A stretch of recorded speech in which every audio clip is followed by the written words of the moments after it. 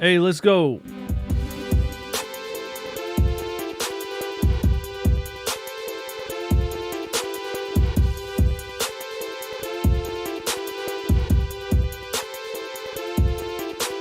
Hit that like button. Hit that like button.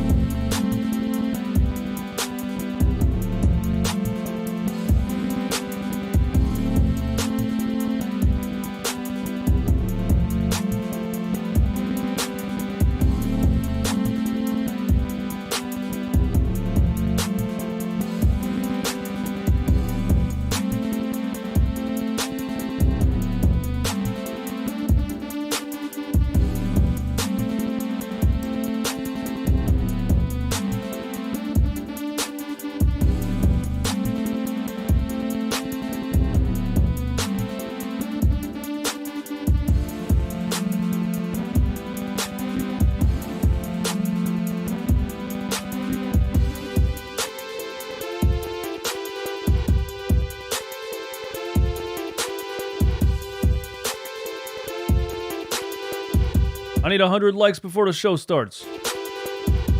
I need 100 likes.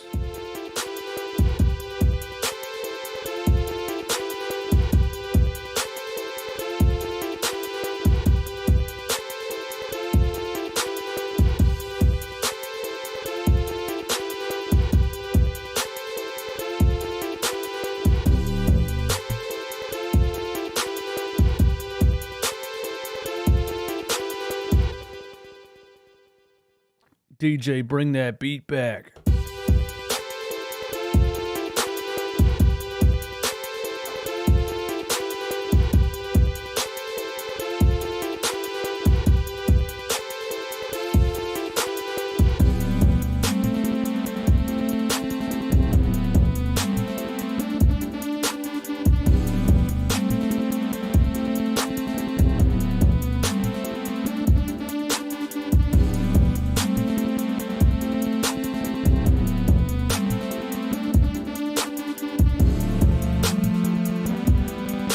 Hundred likes, 100 likes.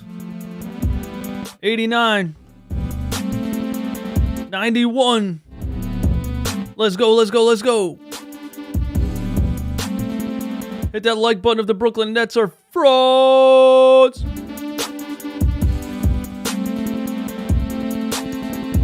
If you're a Nets fan in here, I don't know why you're about to put yourself through this, man. You might as well just go turn on your Xbox. Fire up that Call of Duty, baby. Hey, 102 likes, let's go.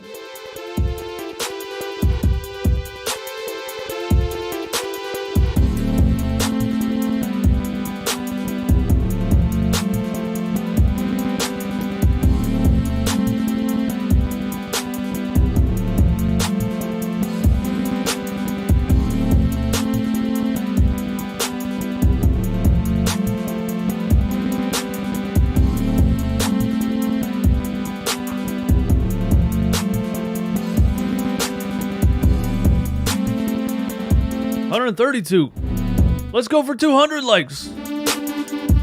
52 seconds.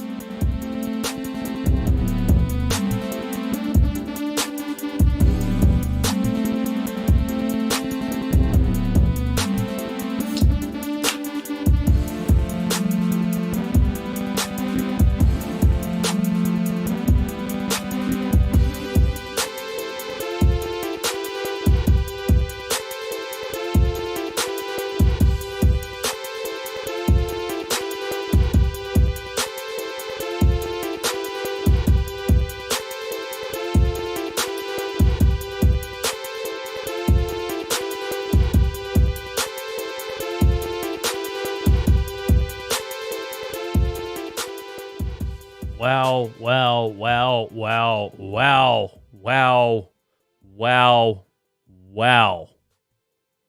What did I just witness? What in the world did I just witness? Nothing makes any sense. Nothing makes any sense. First of all, this is the most bipolar basketball team I've ever seen in my entire life. But this is not the first time we've seen this team beat, air quotes, Eastern Conference contenders with stars missing. Which I don't know how deep you want to go about that. But it's interesting. It's just interesting to think about how much effort you get when your back's against the wall. When you're down and out, when everybody's counting you out, when even the fans in the own building are counting out, when the dumbass idiots that made YouTube channels are counting you out. The effort level is just different. There is a lot to unpack on this episode of Run It Back Philly. But first and foremost, I want to thank you for being here. My name is DJ Eastwood. This is Run It Back Philly. No frauds. No fanboys. Absolutely never, ever any intros. That was not an intro. That was a figment of your imagination. Please, if you would like these episodes in crystal clear mastered audio form, they are on Apple Podcasts and every other podcast platform. Thank you to Merkle Media. Be sure to go over to Apple Podcasts. Leave a 5-star review. That would be very helpful. And hit the like button on this stream on the YouTube side of things if you have not already. There's going to be a play breakdown video, some kind of breakdown video on the Patreon tomorrow. If you sign up for the Patreon, you get free content. Not free content. If you sign up for the Patreon, you get exclusive content every single Wednesday. So be sure to go to patreon.com/runitbackphilly if you want that exclusive video only for Patreon subscribers. And check out the merch store. Link is in the description. Let's get right down to business, man. Aaron Cabbage, thank you. Right off the bat, my guy Aaron Cabbage. Ha ha ha. Brooklyn are soft as TP. Nets are frauds. I'm going to leave that on the screen. Thank you for the super chat. Thank you for always supporting the channel, Aaron Cabbage. As you can see in the top right corner, Aaron Cabbage is the super chatter of the month. Thank you for always supporting the channel, my guy. The Philadelphia 76ers, without James Harden, without Tyrese Maxey, and after George Niang rolled on Embiid's ankle with his dad bod a couple days ago, without Joel Embiid, beat the Brooklyn Nets at full strength. Yes, at absolutely full strength. The Brooklyn Nets, the team that, oh my goodness, Stephen A. Smith, Michael Wilbon, every other talking head on ESPN, TNT, FS1, whatever other garbage you want to throw out there. The team that they all have heralded as the best team in the East when healthy. If they can get all three of these guys on the floor. Let me do my Stephen A. Smith impression. If they can just get all three of these guys on the floor. Freaking like 8:30 in the morning, the guy's got veins popping out of his head. I'm telling you. If they can get every one of these guys on the floor. Max, this is the best team in the East. Stay off the weed. Duh. Stephen A. And every other person that thinks this. That team just came into Philly and lost to the Philadelphia 76ers, missing 3 starters. All 3 of our big 3. That team came in and lost. That's unbelievable to me. Now, let's start with Ben Simmons. Ben Simmons comes into Philadelphia. And what was he supposed to do? Was he supposed to cry? Was he supposed to curl up in the fetal position on the court? Like, what was really supposed to happen? You know what I mean? So I respect the guy, I guess, for doing his job. I respect him for putting on a jersey and coming into the arena like you said you were going to do when you signed the contract. So, hey, it's baby steps. Baby steps, Ben. We're getting somewhere. You know, at least you learned how to show up to work. So I got to give kudos. I got to give credit to Benjamin Simmons. Because for a straight year, we said there's no way he's coming to Philly. There's no way. This guy missed the playoffs last year with a sore back. This guy missed after playing 4 games to start the season and averaging 2 points and 6 fouls. Then he's out with a sore knee. We said this guy's going to come up with some kind of excuse to not come back here. So I got to give credit to Ben Simmons for showing up and taking it. Finally. For the first time in your adult life, Ben Simmons, you showed up and took it. For the first time in your adult life, you didn't run from adversity. Not getting LSU to the tournament, refusing to play in the NIT tournament, refusing to represent Australia in the Olympics. Sitting out an entire season healthy because you were butthurt. We're supposed to debut last year in the playoffs, made up an excuse, ran from that one. So finally, for the first time in your adult life, you faced the fire. And you took it on the chin. And I got to be totally honest with you, I was a little bit disappointed in Philadelphia fans. I thought the boos were going to be louder. I thought it was going to be more chaotic. I thought it was going to be more toxic. The fact that Joel wasn't playing, was just a scratch 2 days ago, probably killed a lot of the excitement. You know, the fact that Maxey wasn't playing, Harden wasn't playing, kills a lot of the excitement. We didn't think we had a shot.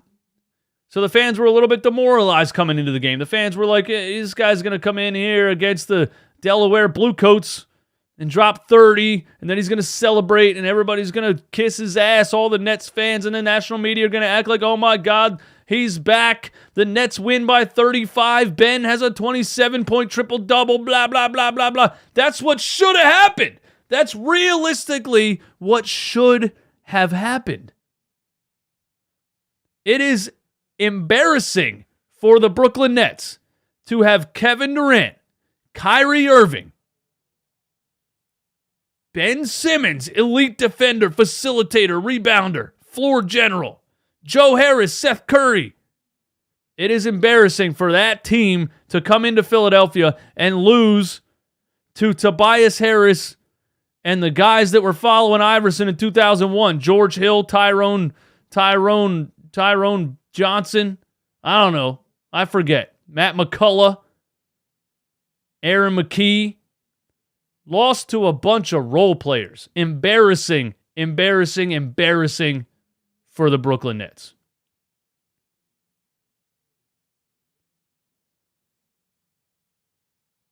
I was impressed at the way Ben Simmons handled himself on the floor. I thought he was going to fold under pressure. Now, he put up 11 points. Is that anything to celebrate? No. Of course, on TV, they're going to act like, oh, look, he has 11 points, 11 assists, 7 rebounds. Incredible game from Ben Simmons. Once again, the first player in NBA history to be celebrated for scoring 11 points. I mean, it's absolutely pathetic at this point. It's pathetic. Nobody else in the history of the game gets celebrated for scoring 11 points. Nobody. The defense won this game. The effort won this game. The camaraderie won this game. The ball movement won this game. And really just the sheer kind of anger that these guys had coming into this game. You know, as an NBA player, if you're George Niang, if you're DeAnthony Melton, if you're Shake Milton, if you're Montrezl Harrell, if you're Paul Reed, you know you're not a top NBA talent. Like, it's not like they think they are, right? You know that. But you still feel like you can ball. You still feel like, hey, I got to the NBA. I am in the National Basketball Association. I play basketball in the most skilled, most talented league in the entire world. Do not count me out.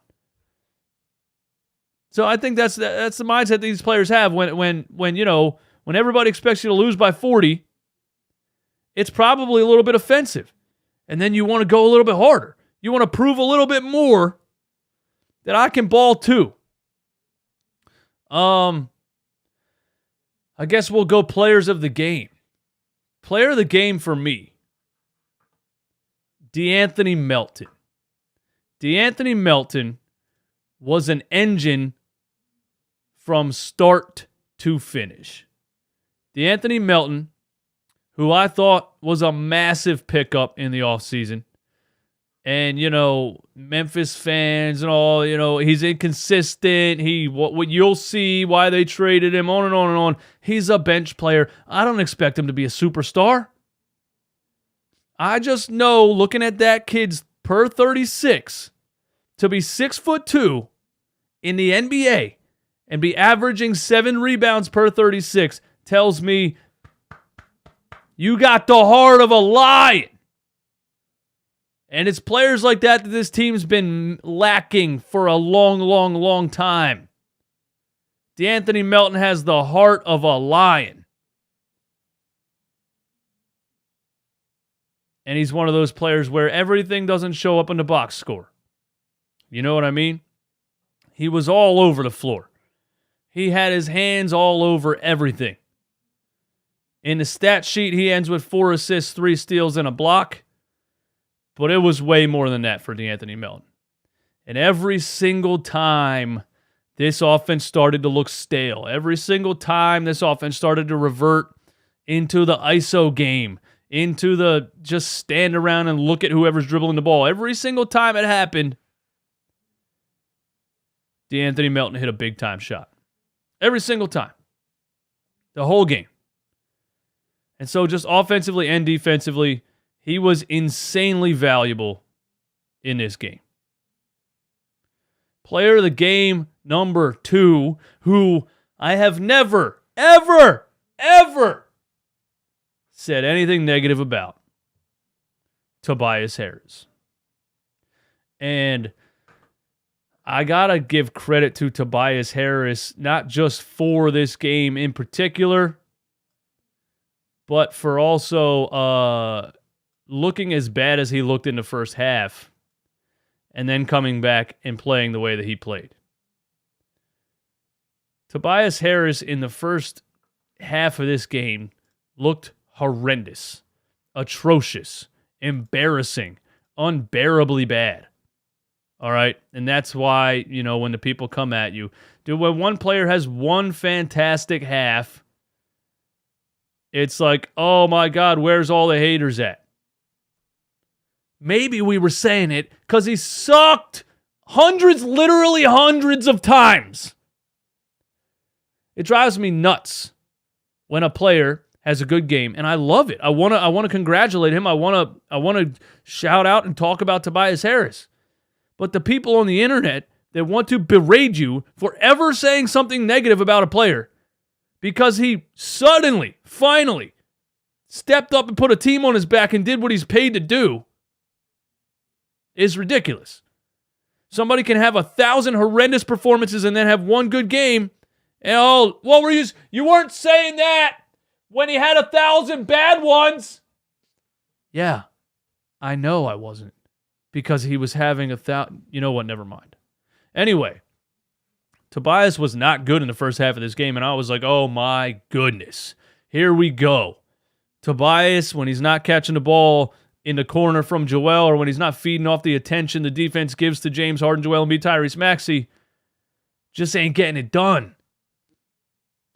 And I saw a lot of ISO in that first half, and I saw a lot of Patty Mills D'ing him up, and I didn't see the aggression. I didn't see. He was shying away from contact. He was shying away from adversity. And then something happened. He turned his ankle, goes into the locker room, and we're like, damn, Tobias might be out too now. We might be down all of our top 4 players. And something happened in the locker room. I don't know what happened in that locker room, man. Whatever they injected into his ankle, there was some Super Saiyan, just Sahara Desert lion blood. Is there lions in the desert? Something, name a jungle, something. Some kind of lion blood was in whatever they injected in his ankle. And he came back into this game all of a sudden he's driving to the rim and dunking the ball, using his size and strength in a basketball game. I was like, holy, thank you for doing it, Tobias. I mean, where was this for the past 3 years? But then he got on a roll, started feeling himself in that third quarter, and then he took over. Yes, you heard that correctly. Tobias Harris took over this basketball game. He had 18 points in the second half. 7 for 13, 1 for 1 from the three-point line, 3 rebounds, 3 assists, 0 turnovers.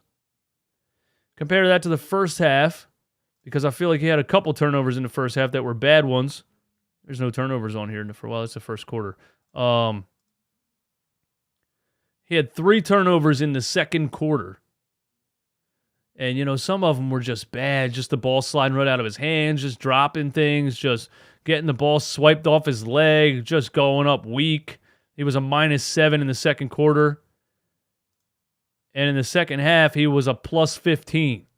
So I don't know what they injected in his ankle, but it brought him alive. It brought him alive. Tobias was huge. The Nets start out this game. Well, first of all, I want to say this. Doc Rivers starts Montrezl Harrell. All right. And this is just, even when you look at the time of possessions, it doesn't make any sense. But I'll give him the fact that Paul Reed has foul trouble, right? So if you start Paul Reed, maybe he picks up 3 fouls in 38 seconds, and then you can't play Paul Reed the rest of the game. And Paul Reed is the only center you have on this roster who can play any kind of defense. So Doc starts Montrezl Harrell.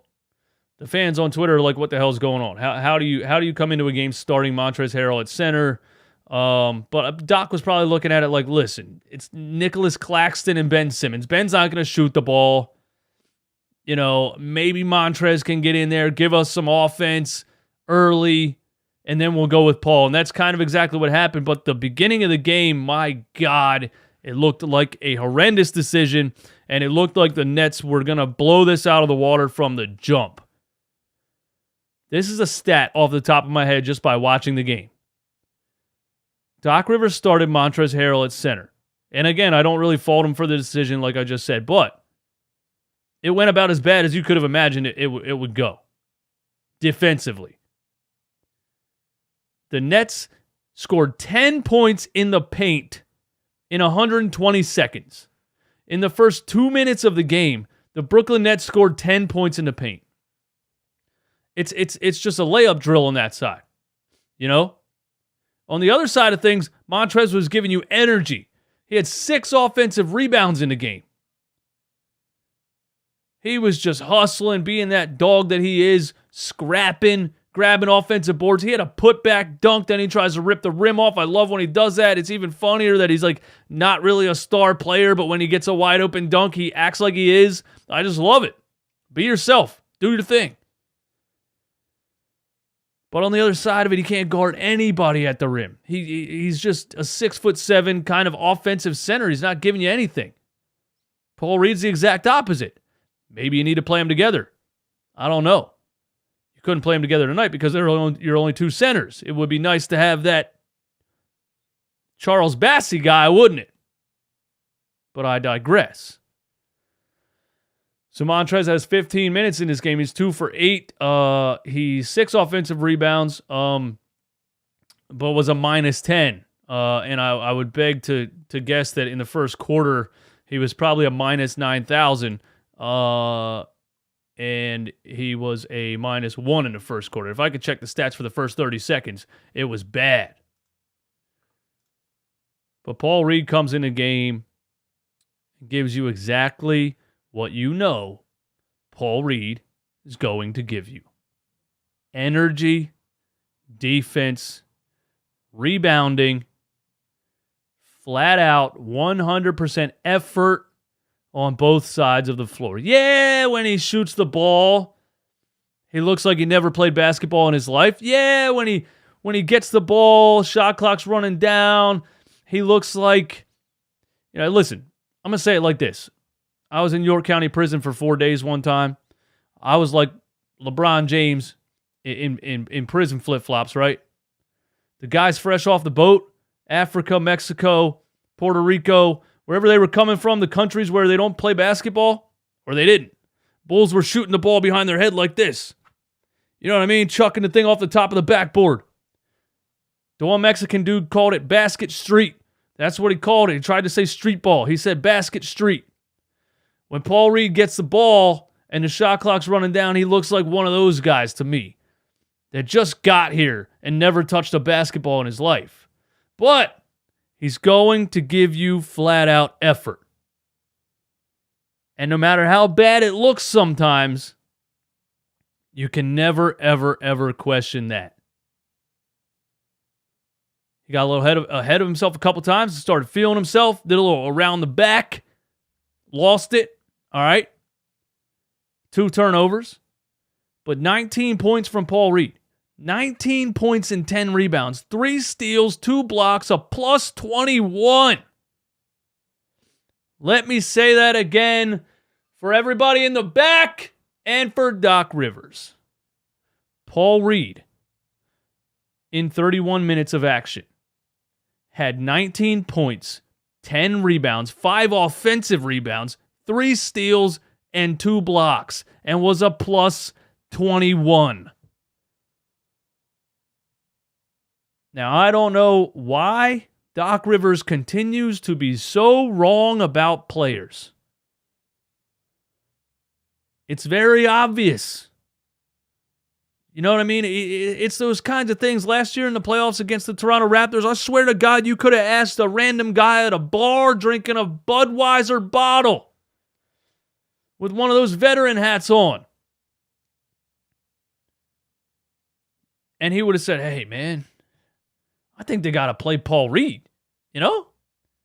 Did you ever see the effort that guy gives? Man, why are they out here playing whoever they're playing at backup center? They got to play Paul Reed. Why are they playing DeAndre Jordan and Paul Millsap? They got to play Paul Reed. These are obvious things, very, very obvious things that NBA coaches who think they're geniuses overlook or totally scoff at or refuse. But Doc was wrong then. Then he starts the season this year, and he's glued to the bench, and we're like, where the hell is Paul Reed? And Doc's like, oh, yeah, that's the guy that I was hoping he wasn't actually good. I was hoping the playoff thing was a fluke.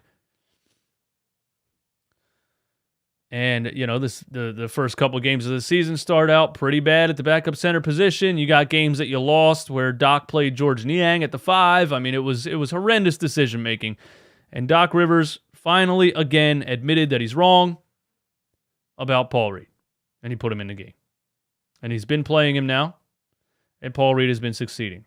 And I know it just kills Doc Rivers inside. I know it does. We're not going to go on a Paul Reed victory tour. Yeah, Doc, we're on it. We're on the tour, Doc. We are on the Paul Reed victory tour. Now, moving forward, there is absolutely no excuse for you to not play him at the backup center position. That's where I'm at with that.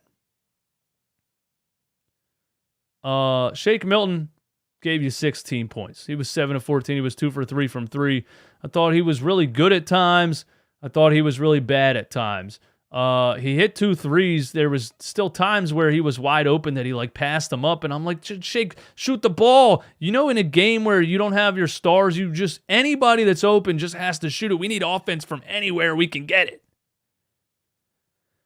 But I liked what Shake did for the most part, and I like, that he's coming back around and his confidence is coming back around, and I still don't know what happened to his shot, man. He looks like it looks weird when he shoots it. It looks like it's hard for him to shoot it far enough. But yeah, I liked what Shake Milton did. George Niang. George.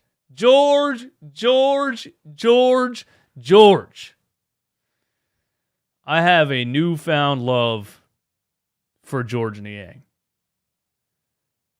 This guy's attitude, fight, just scrappiness, the fact that he wants to be in the middle of the confrontation. He wants the smoke, as the kids say. He wants all the smoke. The level of confidence from George Niang is just, it's incredible. And it's fun to watch. It's funny, because he's not an NBA superstar. But in his mind, he is an NBA superstar. And George Niang makes a couple shots, starts chirping at Kevin Durant. I love it. For you to be George Niang, your nickname is Minivan. You average on your career probably 8 points a game.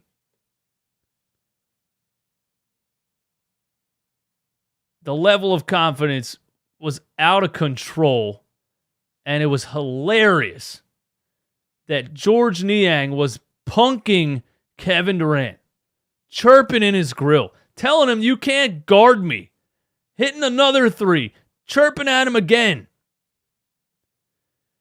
Then he goes at it with our boy Ben Simmons, which, by the way, you played like a fraud for 5 years. You passed up a wide-open dunk in the playoffs and lost the playoff series. You cried and refused to show up for an entire season. And you're going to come back into this arena, make a wide-open layup after you got blocked by DeAnthony Melton and luckily got it back. You're going to put that in and shush the crowd.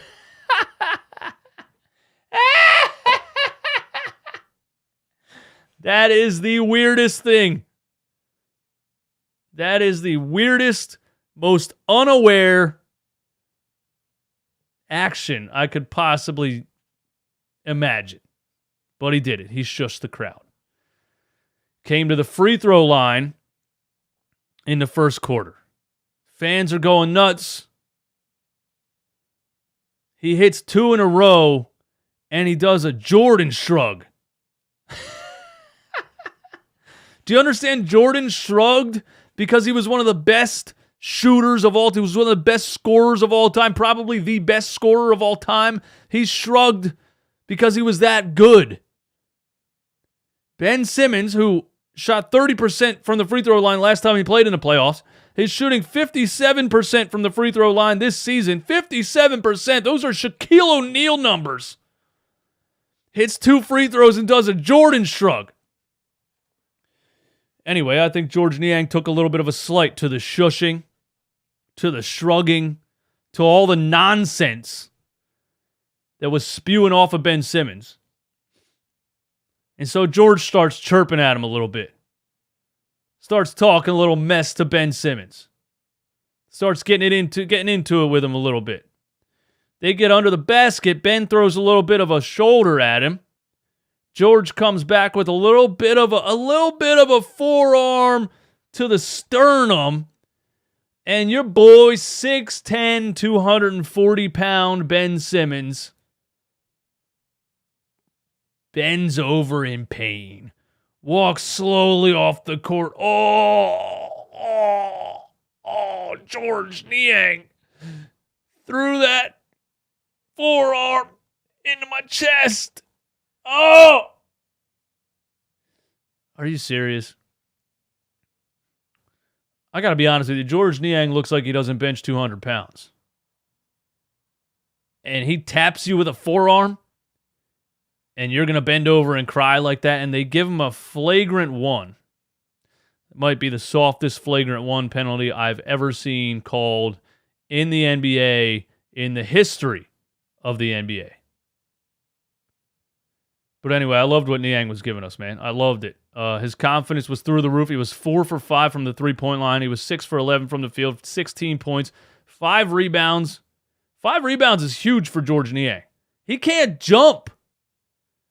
5 rebounds for George Niang is 50 rebounds for a player that can jump. If George Niang was 6'10" and could jump like Ben Simmons, that's 50 rebounds. But he's not. He's 6'7" and can't jump at all. So I love the effort and the confidence and the swag And just the refusing to back down. You're in my house. I don't care who you think you are. I don't care how good you think you are. I don't care if you're an NBA superstar. I'm getting in your grill and I'm telling you, you can't guard me. You got to respect it. Even if he's 100% false, you got to respect it. PJ Tucker has been atrocious offensively. Defensively in this game, I thought he was great for the most part. First half, he was scrapping all over the place, getting his fingertips on basketballs left and right, diving on the floor, making the offense's life difficult. 3 steals, 3 assists, 5 rebounds. Tough task to take on Kevin Durant. Tough task to take on Kevin Durant. And Durant was eating him alive in the first half of the game. In the first half of the game, Kevin Durant had 14 points. A lot of those were on PJ Tucker. But a lot of it was really, really good defense. It's just Kevin Durant. He's 7 feet tall and can shoot like a shooting guard. He's going to shoot over everybody. Second half, we ramped it up. Started throwing different looks at him. Started mixing up man, zone, combinations of both. Kevin Durant had 14 points in the first half and 6 in the second half. At the end of the day, our defense, again, same story as how we beat the Milwaukee Bucks after Tyrese Maxey went out of the game. Our team defense recently has been very, very good. I guess except against Minnesota on Saturday night, but I didn't even watch that game. But the past 2 games that I've seen, the Milwaukee Bucks, the Brooklyn Nets, our defense has been great in the second half. I noticed in the first half, after the Nets opened up with those 10 points in 30 seconds, looked like they were running away with it, we immediately switched to zone. Switching to zone takes one guy completely out of the game, and that is Ben Simmons. In the first couple minutes of the game, Ben Simmons had 4 points and 4 assists. It was looking like, oh my goodness, Ben's about to drop a 30-point triple-double on us. That was also with Montrezl Harrell guarding the rim. We switch to a zone, we start playing combinations, and we start playing Paul Reed. All of a sudden, Ben, not so much. Ben Simmons had 9 points in the first half of the game. And just like good old days, just like good old times, just like back in the old days, Ben Simmons in the second half. This is what I told you, Nets fans, man.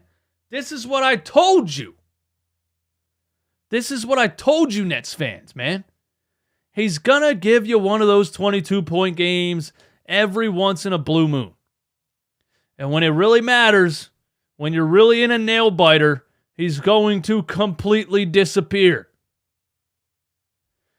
Ben Simmons, ladies and gentlemen, have you heard this story before? Shot the ball 1 time in the second half. 1 time. For 2 points, it was a catch on a wide open lob. He did have 6 assists and 4 rebounds, but when you're struggling to score, he's absolutely not going to help you. That's what I told you. Yeah, we switched to a zone. That made Kevin Durant's life more difficult. He couldn't get to that mid-range jumper as easily as he was when we were playing him one-on-one with PJ Tucker and whoever else. We switched to a zone that took that mid-range away from KD, that took Ben Simmons completely out of the game offensively.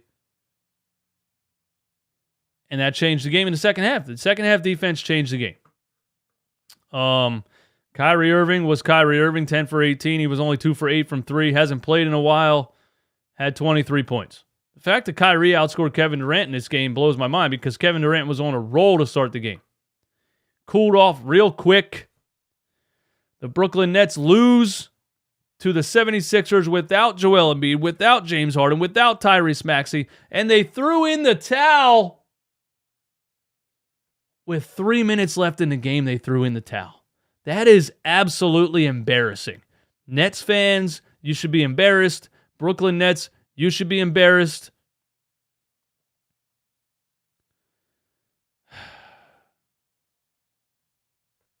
I think that's all I got, man.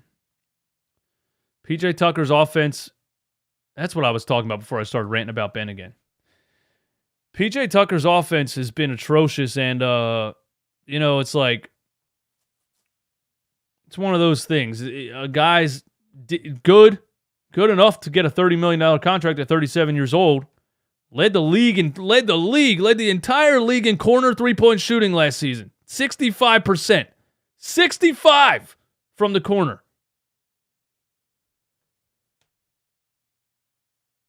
Bad hook shots, shanking threes off the rim, airballs a three, and gets booed by Philly fans. It's like he put on a Sixers jersey and lost all of his skill. And what's new, man? What's new? Yeah, I guess that's my total assessment of the game. Unbelievable loss for the Brooklyn Nets. Unbelievable victory for the Philadelphia 76ers. And here's what needs to happen, okay? With this win, here's what needs to happen. The Philadelphia 76ers need to trade Joel Embiid. They need to trade James Harden. They need to trade Tyrese Maxey. They need to trade Tobias Harris because clearly they are much better without any of those players on the floor. I'm totally kidding. That's not what needs to happen. It was a great team win. The effort was great. But, it's not like that would happen very many more times. A lot of guys shot very high percentages from the three-point line. That helps out a lot. I like the win. Doc's job is saved again. I agree. Paul Kim, I agree with that. Build around George Niang. I agree with that. Trade everybody. Build around George Niang. This team dominated the preseason. Yeah, they did. They did. All right, listen, we're going to open up the phone lines, man. You want to call in, give your thoughts, rant, rave about the team, about this win. I guess the main question is, I don't know, explain it to me, man. That's what I need you to do when you call in. I need you to explain this to me. I need you to try to explain this to me. Try to explain to me how the Philadelphia 76ers can be at full strength and lose to bad teams. Can be at full strength, winning games by 20-plus points and lose to bad teams. And then they can beat the Milwaukee Bucks with Tyrese Maxey missing the second half and James Harden still out with a foot injury. And then they can beat the fully healthy Brooklyn Nets, who just a couple nights ago put up 153 points. Or did they give up on 153? I don't remember.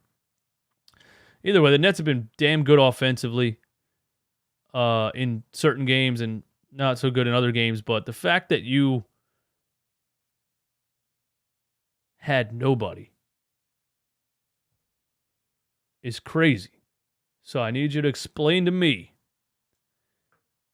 what the hell's happening. And say whatever else you want. Say whatever else you want to say, man. We got a caller on the line from the 304. Kristen. Is it Kristen? Hello? Hello.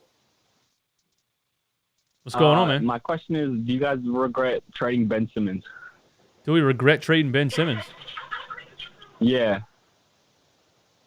Why? I don't know. Are you a Nets fan? Yeah, I'm gonna be honest. Yeah, I'm a Nets fan. Why? I wish I didn't have him.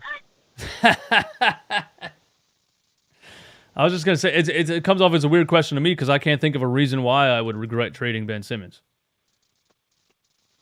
Yeah, you guys are better off. Yeah, I wish we had James Harden again. It's rough over here. I mean, we don't even have James Harden right now, but I just think Ben Simmons. I just think his attitude. I think the way he approaches the game. I think his lack of real passion for the game is not good for a team. It rubs off on a team, and I think this. I think that Nets fans are being duped right now. There are a couple good games, and they think that he's gonna be what he was supposed to be. And I just put out a clip today. He's done that for us so many times. He's done that for us so many times. He shows up and drops 42 on Rudy Gobert, and then he disappears for the rest of the season. So, no, I don't regret trading him. I think his energy is not good for a team, and he's never going to go anywhere as an NBA player. That's what I think. Why do you think he disappears in the second half? Because he had 9 points in the first half of and then he didn't. What, he scored 2 more points after that, or what was it, 1 or something like that? Yeah, 2. He had 2 in the second half. Yeah, on a wide open lob. He stopped. He just, I don't know. I've never known the answer to that. He just stops trying. He stops being aggressive. He's always done it.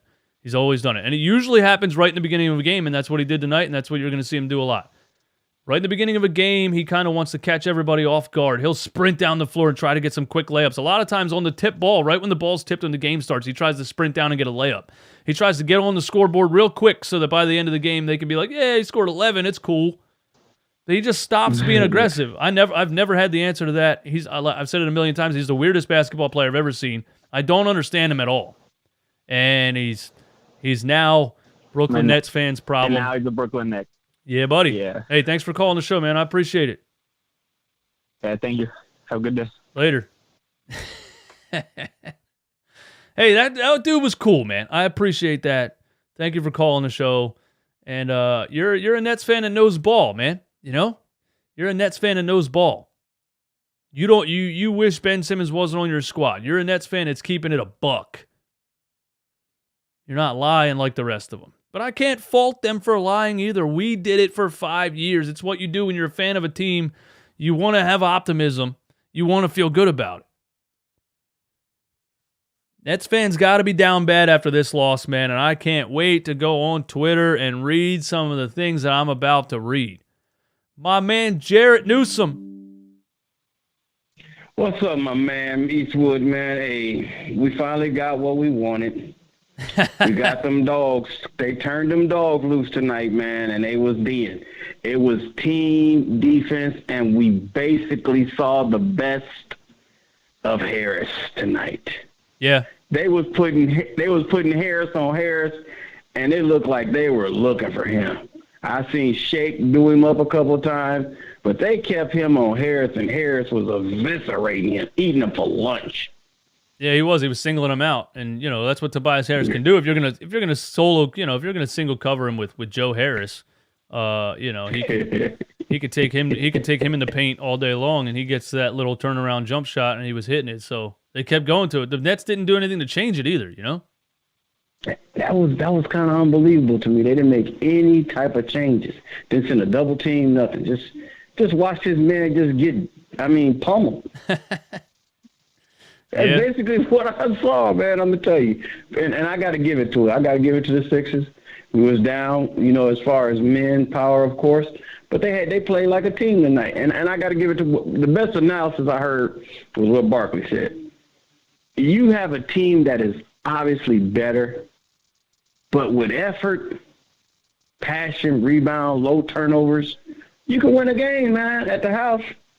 Yeah, absolutely. Absolutely, you can, man. Yeah, that's one of those games that's a fun win, man, because there's no other explanation besides just flat out effort. You just out hustle the other team. Oh, that's what we've been begging for. Now, if we can get that kind of effort when we have our big three there, man, we can win the championship. That's what I want to know from people. Does that make you feel better about the team moving forward, or is this kind of a fluky game? Oh, man, the Sixers are an amoeba, man. They just switch up every other day. And it's sickening to watch, man. It's sickening to watch. You see them get a win like this as a team, and then everybody will come back, and we'll just see one-on-one with Joel Embiid. Joel Embiid, the game he scored 59, he did everything he had to do. Yeah. And it's just like you said. How in the world can they separate the two? You got to play both ends of the court. This man is a defensive stopper. They take the Joker off the court when it comes to defense, man. Yeah, Come on, brother. Hey, they got to figure out a way, man. They got to figure out a way to get all these players to play like this more consistently while having, you know, everybody else on the floor. So we'll see. It's a lot of it's about lineups. You know, you get a lot out of these players with the fact that they're getting the playing time because the other guys aren't there. So a lot of it's about lineups and giving guys the minutes in the right combinations of players and things like that. And that's on Doc. You know me, I don't have any confidence in that, but we'll see. Right. And I got to agree with you too, man. Man, my man, the Yang is a stickler. I love players like him, old Dennis Rodman type, to sit there and just needle at you. I love them kind of players. You got to have them. Yeah, he's great, man. He's a great guy to have on the team for sure. All right, bro. Yeah. Hey, man, it's always great to talk to you, man. Hey, Sixers, go Sixers. I don't care. I'm going to go with them. I'm going to ride or die with them. Facts. Same here. Thanks, man. Shout out to Jarrett Newsom. Yeah, man. Niang's that guy, man. He's that guy you want on your squad. You know, he's going to get smoked when he ends up on Giannis or whoever, but he's never going to lack confidence and effort. I think if he put that effort, into the gym a little bit, maybe into his diet a little bit, he would be a much better player, but that's neither here nor there. Let's go to Bo on the line. Bo, what's up? Yo, Bo. Oh, my bad. How you doing, DJ Eastwood? How you doing? All good, man. What's up? How are you? I'm good, man. I want to keep it positive, but to answer your question on why it's tonight we're balling out, but on these other nights we don't get this same energy from the team, it all falls back on Doc again, man. It's the lineups and the rotations he's doing. Look at the box score tonight. Do the eye test on the game tonight, and then explain to me why in the past month Matisse Thybulle has started 2 games. That makes no sense. I don't know if you saw the breaking news during your game, but Michael Foster Jr. got waived 4 minutes after the game today. Really? I'm sorry. That was a spot Isaiah Joe could have been in. That's a spot Bassey could have been in, but they're signing Lee Sabin, some bum from the G League in Toronto. Are you kidding me? Yeah, I don't know. I will forever not understand the Charles Bassey thing. I will forever not understand it. And even the first 2 minutes of this game when the Nets were just doing layup drills, I was like, man, it sure would be nice to have that Charles Bassey guy, wouldn't it? I'll never understand that. But well, you tell me what happens when, like you said, Paul Reed gets a little overzealous, gets 3,038 seconds. He has to sit. Montrezl Harrell's not getting it done. What big man are we falling on? PJ Tucker to play center? Yeah, it's weird. It's a weird one, especially when you have a guy like Embiid who is going to miss a lot of games. So yeah. It's willful ignorance at this point. And then to further your point earlier in the show, when you said, Shake Milton's frustrating because he looks great, and then you see these massive dips in confidence, like 3 different times he was open to take a shot or take a 3, and he didn't take it, right? Yeah. Do you want to know how you build that confidence? By having solid lineups. I understand that we're playing around with the roster in the beginning of the season, but it's a different rotation every single night. How do you get Shake to be confident when he thinks his minutes are on the line every night? Get him in a solid number every evening, and he starts taking those shots. But with Doc's ambiguity, the kid's never going to get confidence with this. I'm sorry.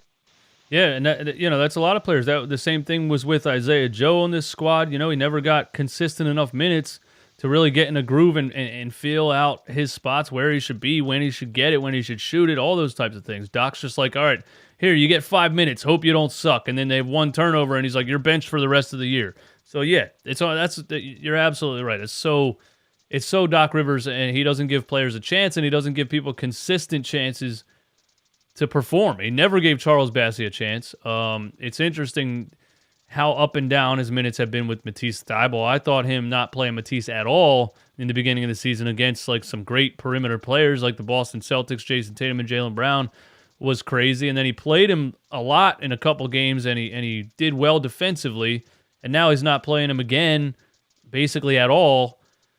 It's interesting to me. I'm not going to say I understand it really at all, but yeah, it's inconsistencies with lineups for sure.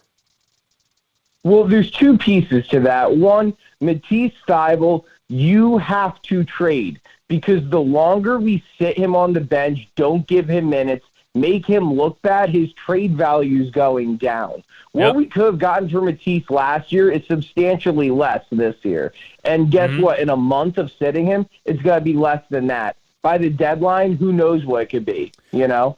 So he needs to stop sitting on his hands, either make a move and play him or make a move and trade him. But this idol is just hurting the franchise as a whole, in my opinion. Yeah, absolutely. Second, you know. No, go ahead. Go ahead. No, go ahead. What's your second point? Go ahead. I will say your show was one of the first on the wave last year of calling out Doc for not giving Paul Reed enough minutes. Yeah. You know, Paul Reed was having these little bursts, and it was originally on here. There's, the beginning of the chirping that Paul Reed wasn't getting enough minutes, and it's just gone to show with every single other player. It's the same story. It was Maxey's story his rookie year, Paul Reed's story last year and this year, and it was Isaiah Joe's story in Bassey's. These young guys are talented. He doesn't want to see it. He wants to go see a bum 5 points per game role player in their mid-30s play for him over a hot young talent. And that's the biggest problem here. PJ Tucker, 37 minutes tonight. 0. Goose egg. Goose egg for the 4th straight game. Goose egg. Hey, man, I called in like a month ago or a week before the season, said I'm worried about PJ Tucker, and everyone said, oh, you must not watch basketball and know what PJ can do. This is what I was talking about, man. You can't have 4 scores on the floor. What happens when it's half court in the playoffs, you know?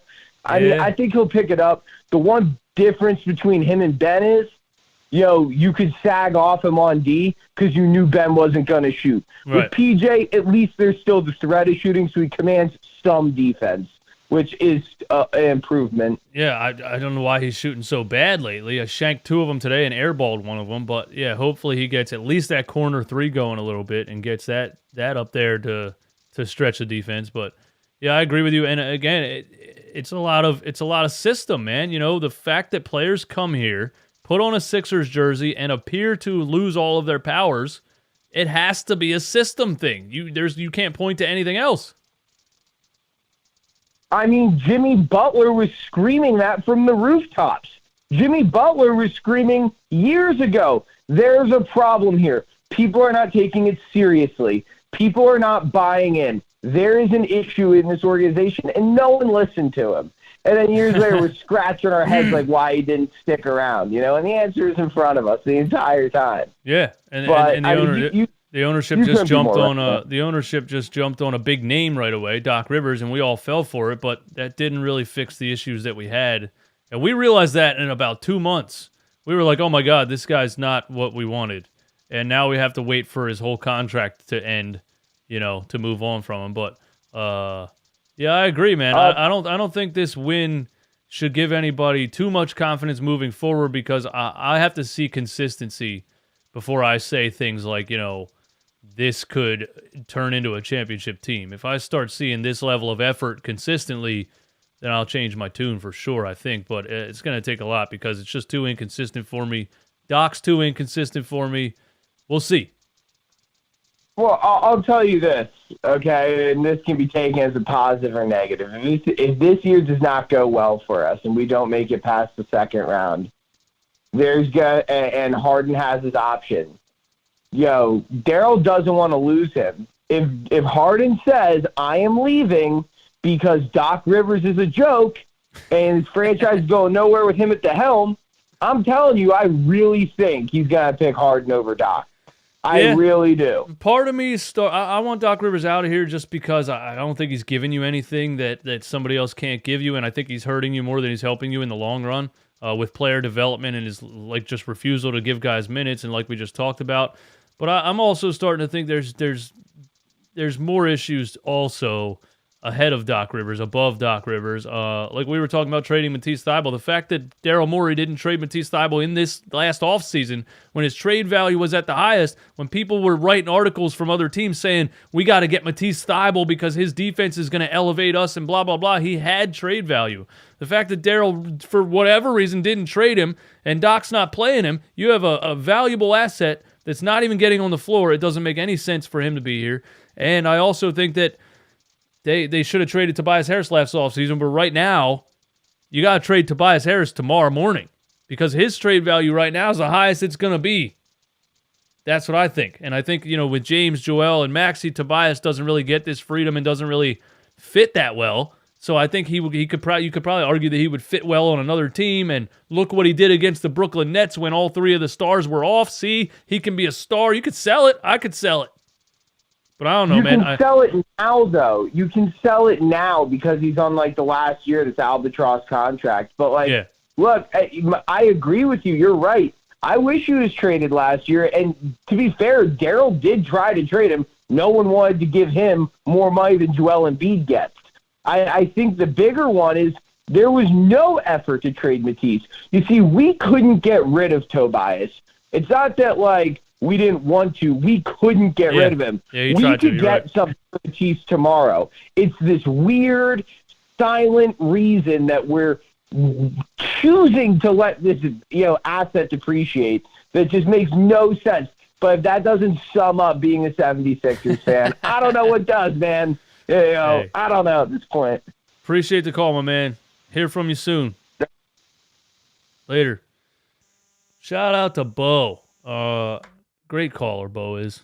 I get a little hung up. Me and Bo could do a whole episode on the Sixers. Maybe I'll just bring him on the show. Bo, I'll bring you on the show, man. We got a super chat here from Mr. 89. Thank you for the support. This win, not trying to be negative, frustrates me because this happens when you inject encouragement and confidence and not overplay stars or the elderly. Yeah, this frustrates me too. It's a nice win, and it was a lot of fun to beat the Brooklyn Nets. But yeah, when you really look at it, it is frustrating because this is the kind of things that you see from other NBA teams, especially when the Sixers play other NBA teams, and I see all these, just against the Minnesota Timberwolves the other night, a dude I don't think I've ever even heard of gave 13 points off the bench against us. The Minnesota Timberwolves bench had 37 points. They got guys like Taurean Prince scoring 11 and whoever else. You see a lot of effort. You see a lot of contributions from other guys, from bench players. I just feel like you're not getting this level of contributions from players until you're out all of your stars. Until your back's against the wall and you absolutely need to play them, you get the contributions. But yeah, I agree. It's these are the kinds of things that I see watching other NBA teams all the time. I see guys like Furkan Korkmaz come into a game and hit some threes. I see guys like Paul Reed have good games. I see guys like Matisse Thybulle didn't get in the game tonight, but I see guys like Shake Milton, Montrezl Harrell, DeAnthony Melton. These are role players that in other organizations would be doing these kinds of things with a healthy roster. It just seems like you can't get it out of them until all the stars are out and you absolutely have to play them. I don't know. I guess that's where we're at with it. Thank you for hanging out and waiting. Caller from 239. What's up? Yo, what's up, Eastwood? How you been, man? Good, man. Good. How you doing? I've been pretty good. So the only few things I wanted to say, I do think the Sixers, we kind of figured out who our backup center is going to be. Paul Reed. We got to go on the victory tour, man. We thought that in the playoffs last season. We thought we found out this is the backup center, and then this season Daryl went and signed Montrezl Harrell, and Doc said, "Okay, that's my guy." And then he had to play him for 10 games to realize, oh, everybody was right. It's actually Paul Reed. Facts. Another thing. I love Tobias, but he just doesn't fit with our starters. Honestly, Niang is a much better fit. He's a trigger shooter with the three-pointer, and Tobias just doesn't fit. I mean, you look, most of Tobias' points were posting up. You can't do that when you got a guy like Embiid or Harden or Maxey. They don't just stand around. It doesn't work like that. But I guess the only positive thing, some of the positives, is you get like Shake, Melton, all these guys will get like confidence. So when the starters do come back, you hope that confidence sticks. Yeah. So like this actually helps the bench unit. Yeah. No, I'm with you on that, man. I hope, Shake Milton's been having a couple good games stepping up, so I hope that confidence sticks, when all of our starters are back and him and DeAnthony Melton are both coming off the bench. Maybe you have two 15-point scorers off the bench, so that's a good thing. The fact that Furkan Korkmaz was in this game for 20 minutes, had 9 points. I didn't even realize he had 9 points. He was 2 for 4 from the three-point line. The one was a ridiculous fadeaway with the shot clock running down. And that's what I've always said about a guy like Furkan or, plenty of other guys, is that they're guys that are just supposed to be used in sparing minutes. Doc played Furkan last season like 35 minutes a game for 4 straight months, and he was awful, and he refused to stop playing him. And it's like, you just got to read and react. You got to play the guy and get what you get out of him and ride him when his hand is hot and things like that. So, to see that from maybe Furkan gets his confidence back and maybe he becomes a part of the rotation again. I hope this helped Paul Reed's confidence, but I also hope it helped Doc Rivers realizing what this guy can do when you put him on the floor. So we'll see, man. Facts. I mean, the paint defense just went down tremendously when Harrell came in. They would just attack him. When Paul Reed was in there, they actually had to, move around him. Between the offensive rebounding he was doing and the defending in the paint, I mean, this dude could definitely be the backup center for a long time. As long as, Doc isn't stupid and just, not plays him. Yep. Facts, man. Facts. Hey, brother, thanks for calling, as always. Yeah, last thing, I just hope PJ gets out of his slump, man. He put on a Sixers jersey, and it's like the magic just got sucked out of him or something. I don't know. Yeah, and that last one, he was wide open, and he airballed it, man, and they started booing, and I was like, oh, this is so Philly, man. We just went from booing Ben Simmons to booing our own team in the same game. But, yeah, I hope he does, too. Be like that. All right, man, take it easy. Yeah. Yay, thanks for calling the show, everyone that calls the show. Faust Out Loud says, I feel like we did good tonight because of no Embiid standing at the three-point line, and then he calls for the ball and everyone stands on the perimeter watching. Look, I don't think that's an Embiid issue at all. I think that is a coaching issue. I think that's a system issue. I saw it a lot tonight, too. There was moments of this game, and I didn't think we were going to win this game at all. I was expecting us to get to a point where we looked like we could win the game and then we were going to blow it and then I would be mad, but then people would tell me not to be mad because we were out 3 stars. I'm pretty sure that happened earlier this season when we had a chance to win one that we shouldn't have and we blew it. But there was a lot of times in this game, in the third quarter, in crunch time, when the offense just got stale. Standing around, maybe one ball screen, maybe DeAnthony Melton getting a ball screen from PJ Tucker. But other than that, really just everybody just pushing the ball, trying to do an ISO, not a whole lot of action. And then on the other side of the floor, I see the Brooklyn Nets running dribble handoffs, double screens, Seth Curry coming all the way around the baseline to the other side of the floor, shooting threes wide open, Joe Harris doing this. I see all kinds of movement and action and creativity. And the Sixers, I see a lot of standing around. I don't see a lot of action. I think a lot of things that happened tonight were the fact that we implemented the zone defense to slow down the mid-range jumper from Durant, to take Ben Simmons completely out of the game. But on the offensive side, it was really just guys playing pickup ball, and they were scoring points. Shake Milton creating for himself. That fourth quarter, he had a couple of huge mid-range jumpers. When the Nets looked like they cut it down to 10. And we're like, oh, they cut it to 10. And Shake comes down and hits another mid-range. DeAnthony Melton comes down and hits another 3, or a mid-range, or drives to the basket. Paul Reed catches a lob off of a pick and roll. Whatever it was, there wasn't, you still didn't see a whole lot of coaching strategy on the offensive side of the ball.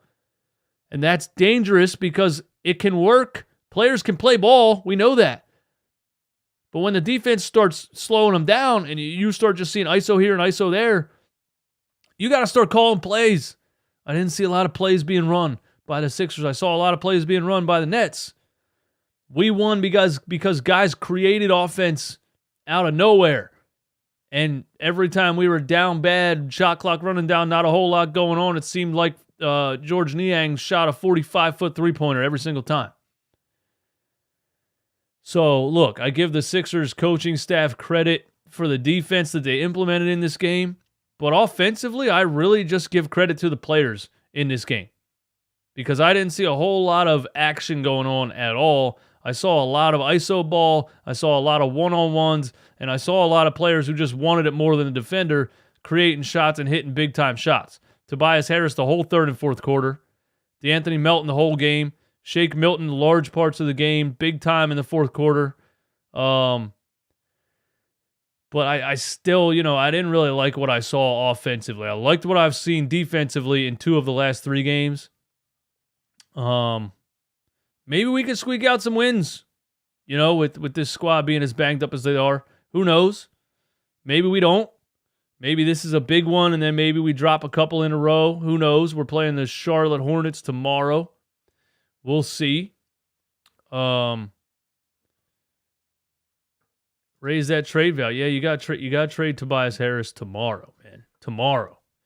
His trade value is never going to be higher than tomorrow. Trade him tomorrow. Throw in Matisse Thybulle. Why do you got an asset sitting on your bench? What else we got in the chat, man? What else we got in the chat? Need to sub all bench lineup at once play style can change. Need to sub all bench lineup at once play style can change. I don't know what that means. Check Saben Lee out. Sixers signed Saben Lee. All right, let's Google Saben Lee real quick, man. Maybe I should let's go over to Twitter real quick. We'll see what's up with Saben Lee. Saben Lee. Is that how you spell his name? S-A-B-E-N?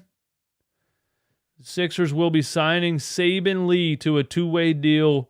Sources told ESPN to clear the spot for him, they'll be waiving Michael Foster Jr., who, if he clears waivers, will be eligible to play for their G League team. Saben Lee. That's, I don't know, I guess all the information we have on him. I'll go read about him, I guess. Saben Lee is a point guard? I legitimately cannot tell you anything else about him other than that the Pistons drafted him too high in 2020, and he's now no longer with them. Who the hell is Saben Lee? There's a lot of free agents out there, man. Kemba Walker's out there. Trey Burke is out there. Rajon Rondo is out there. Ish Smith is out there. Saben Lee is the guy. Saben Lee is the guy. All right, let's check Sixers. I want to start doing a thing at the end of these shows where we go down the timeline on Twitter, look at what all the stuff people are saying and react to it. Let's see. Skip Bayless 1 hour ago. KD, Kyrie, and Ben Simmons are getting embarrassed at Philly by the Sixers without Maxey, Harden, and Joel Embiid. That's all he said. We all knew that, bro. You can want to give us an opinion or something. There's our guy George Niang with the emotion. Come on, man. Sixers at him. Doc Rivers can go from possibly the most heavily criticized sports coach in Philadelphia since Chip Kelly to be given a fan-funded contract extension by the end of tonight's game if he intentionally fouls Ben Simmons in the second half and wins everybody free chicken nuggets. Boo. All right, let's go to latest.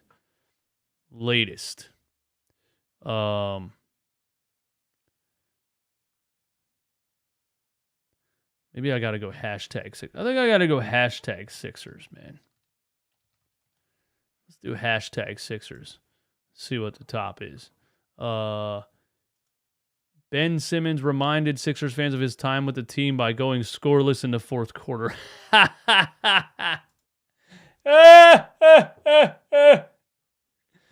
Yo, Michael B. That's what I said. That's what I said on the show a little bit ago. Ben Simmons reminded Sixers fans of his time with the team by going scoreless in the fourth quarter.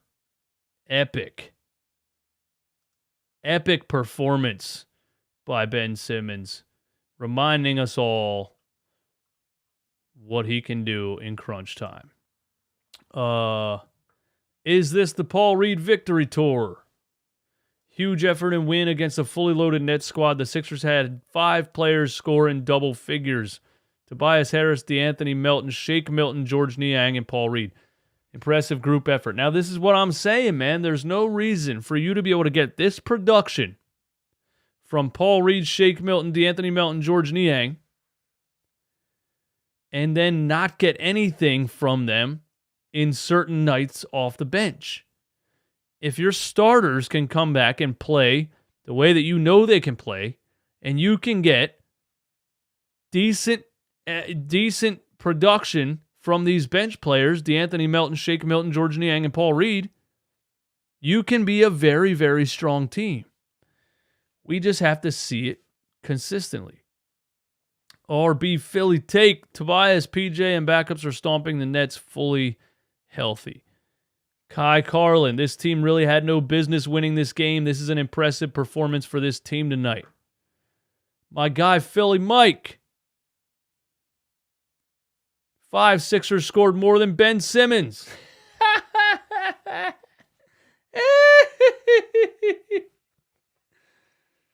Tobias Harris, DeAnthony Melton, B-Ball Paul, George Niang, and Shake Milton. Wow. That's crazy. Keith Pompey source confirms Sixers are signing Saban Lee. Still doesn't really tell us anything about Saban Lee.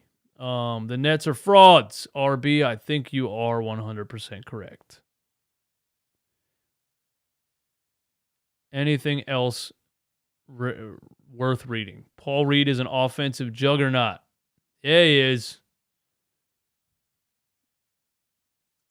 A lot of y'all wrote the Sixers off tonight and did a lot of slandering, and yet this team found a way to win. I swear I'm unfollowing anybody that ever says trade Tobias again. If you think Tobias should get traded, I don't know what you are on. Logan from Sixers Break Room tells us, well, Logan, I hope you're not serious about this because you can unfollow me right now because we need to trade Tobias Harris. If you think somebody that can score the way that he scored tonight in the paint fits next to Joel Embiid, I don't know what to tell you. Tobias Harris has value. You're not getting that value from him when all of your starters are in the game. The contract is horrendous. He needs to be traded. He needs to be traded. And also, you can't really come at Sixers fans for writing. A lot of y'all wrote off Sixers tonight. Yes, of course we did, man. Of course we did. They're down 4 starters against the healthy Brooklyn Nets. What was everybody supposed to be like? I know the Sixers are going to win this game. Come on, Logan. Come on.